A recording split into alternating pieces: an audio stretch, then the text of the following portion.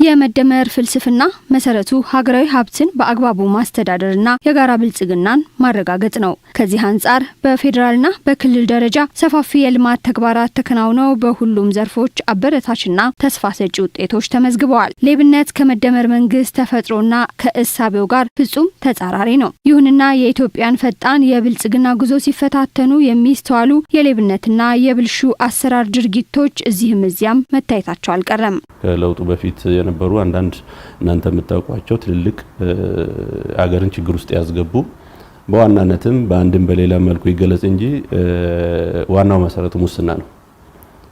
በብዙ መልኩ የስልጣን የሀብት የሙስና መገለጫዎች ስለሆኑ ማለት ነውና ያንን መቆጣጠር መቻሉ ትልቅ ውጤት ነው ማለት ነው። ይሄ አሁን ስጋት አይደለም። ኢትዮጵያ ውስጥ አገርን በሙስና ምክንያት ለተለያዩ አደጋ የሚያጋልጥ እንዳይሆን ቁጥጥሩ ጥሩ ነው በመንግስት ደረጃ።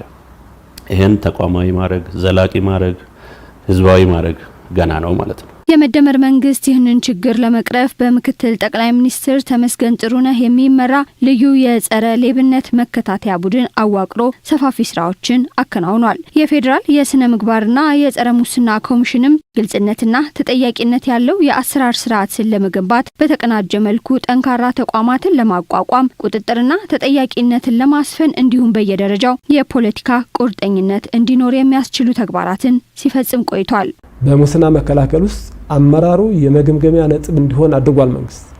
ይሄ ለኛ ትልቅ እገዛ ነው የፈጠረልን። በእያንዳንዱ ክልል በእያንዳንዱ ዞንና ወረዳ ጭምር አንዱ የመገምገሚያ ነጥብ ተደርጎ እንዲቀመጥ ተደርጓል።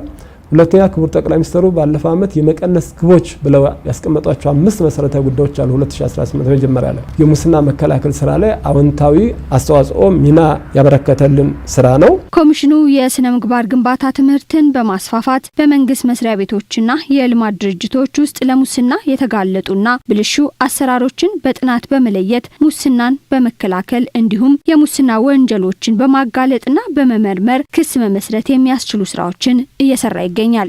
የትውልድ ግንባታ የሀገር ግንባታ አካል ነው። የትውልድ ግንባታ ደግሞ ያለ ስነ ምግባር ግንባታ አይመጣም። ያለ ተቋም ግንባታ አይመጣም። ይሄን የምንመኝ ከሆነ ደግሞ የተግባር ሰው ነው መሆን ያለብን። 2018 በጀት ዓመትን ብናይ በአጠቃላይ ወደ 1600 በላይ የሚሆኑ መዝገቦችን በመዝገብ ደረጃ በዛ ውስጥ እንግዲህ አንዱ መዝገብ ላይ 30 40 ተከሳሽ ሊኖረው ይችላል። እነዚህ አይነት ጉዳዮችን መርምረን ተገቢውን ውሳኔ ለመስጠት ችለናል። ከዚህ ውስጥ ከ300 በላይ የሚሆኑ ክስ የመሰረትንባቸው መዝገቦች ናቸው እንደ አቃቤ ሕግ ስናየው ከ400 በላይ የሚሆኑ ደግሞ ሰዎች በፍርድ ቤት ቀርበው እንዲቀጡ ማድረግ ችለናል። በብዙ ቢሊዮን የሚቆጠሩ ንብረቶች ላይ ምርመራ ለማድረግ ተሞክሯል። ብዙ የመንግስት ባለስልጣናት ላይ ተጠያቂነት እንዲረጋገጥ ተደርጓል። የመዳበሪያ ግዢ ብንወስድ ውጭ ሀገር ሄደን ድረስ ምርመራዎችን በመስራት በወንጀሉ የተሳተፉትን ትላልቅ አመራሮች ጭምር ወደ ማረሚያ ቤት እንዲወርዱ የተደረጉበት ሂደቶች ነበሩ። በስነ ምግባር ያልታነጸ ትውልድ ሀገርን በብቃት መረከብ የማይችል በመሆኑ የፌዴራል የስነ ምግባርና ጸረ ሙስና ኮሚሽን የትውልድ የስነ ምግባር ግንባታ ላይ በስፋት እየሰራ ሲሆን ሙስናን መሸከም የማይችልና መብቱን በገንዘብ የማይገዛ ትውልድ ከመፍጠር አንጻርም ሚናው የጎላ ነው ተብሏል። በህብረተሰባችን ውስጥ እሴቶች አሉ። ይሄ የህዝብ እሴቶች እንዲከበሩ የማድረግ ጉዳይ በሌሎች አካላትን መሰራት መቻል አለባቸው።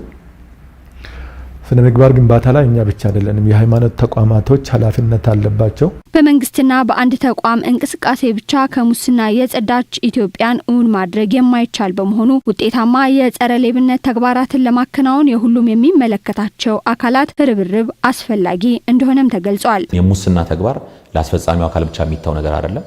ለህግ አውጪው ብቻ ህግ እንዲያወጣ ብቻ ምንተው ነገር አይደለም።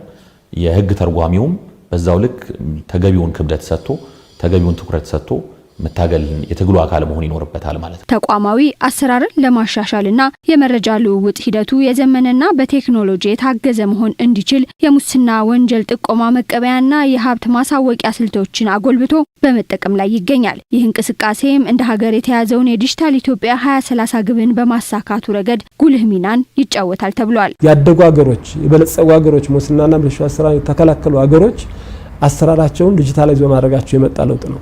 ይሄ በሁሉም ተቋም ዲጂታል ሲስተም ውስጥ እንዲገባ የተጀመረውን ስራ እኛም ያጠናን እየለየን እያቀረብን ነው። በዚህ ደረጃ የተሻለ ውጤት እየተመዘገበ ያለበት ሁኔታ ነው ያለው። ስርዓቱ ከህዝብ ጋር አገናኝቶናል።